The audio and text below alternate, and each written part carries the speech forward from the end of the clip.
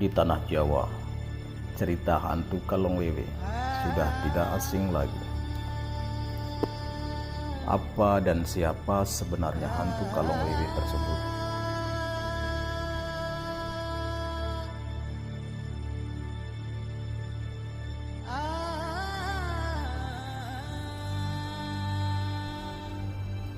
Channel Primbon Jawa telah merangkum berdasarkan dari berbagai cerita masyarakat di tanah Jawa tentang asal-usul hantu Kalong Wewe dan keberadaannya serta waktu kemunculannya. Jika diartikan dari namanya Kalong Wewe, berasal dari dua kata, yaitu kalong yang berarti kelelawar besar, kemudian wewe. Wewe adalah bahasa Sunda yang diambil dari suku kata awewe yang berarti adalah perempuan Sunda.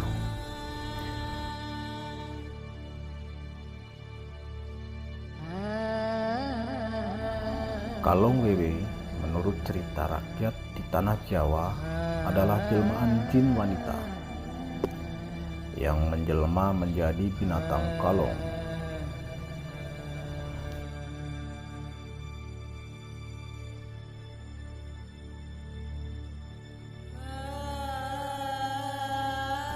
Dan juga bisa berwujud manusia dengan rambut panjang dan dada besar.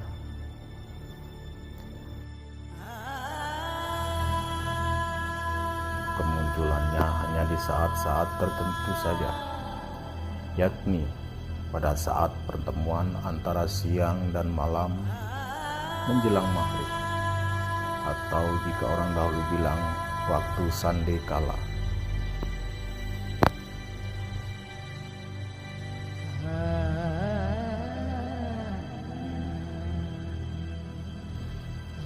Anak yang diculik tidak akan merasa takut, melainkan malah mengikuti ajakannya.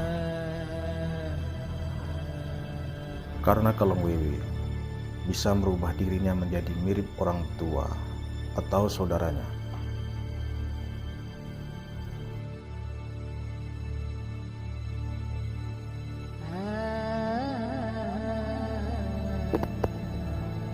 Kemunculan Kalong Wewe juga sering membuat resah warga karena suka menculik anak-anak yang pada saat itu senja masih berada di luar rumah.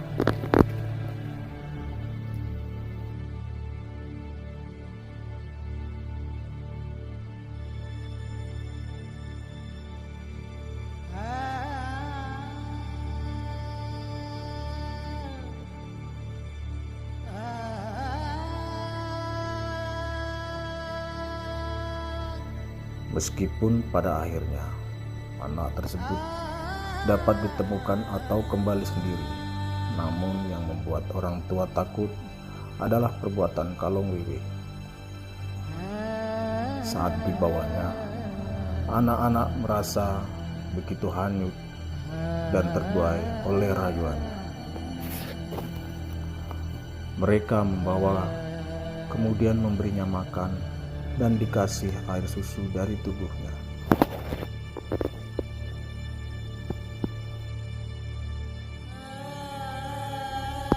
Makanan yang serba enak hingga sang anak tidak bisa menolak.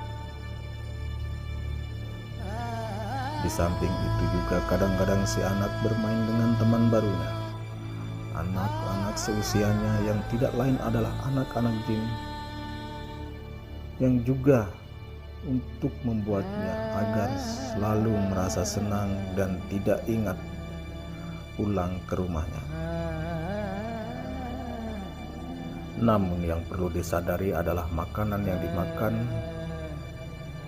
bukanlah makanan seperti apa yang dilihatnya. Rasa nikmat yang dirasakan adalah halusinasi dari pengaruh hasutan Kalong Wewe tersebut. Ada mie, nasi, daging, dan lain-lain. Semua makanan enak ada di situ. Namun siapa sangka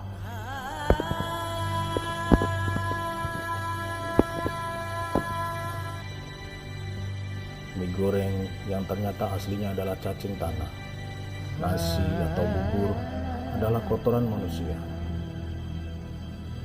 Hingga pada akhirnya si anak kekenyangan. Dan tidak hanya itu, setelah Kalong Wewe mengambilnya atau mengembalikannya pada orang tuanya, mulut si anak menjadi bisu karena memakan apa yang diberikan hantu tadi. Untuk menyembuhkannya, biasanya orang zaman dahulu selalu membawa ke orang pintar dan dibuatkan selamatan.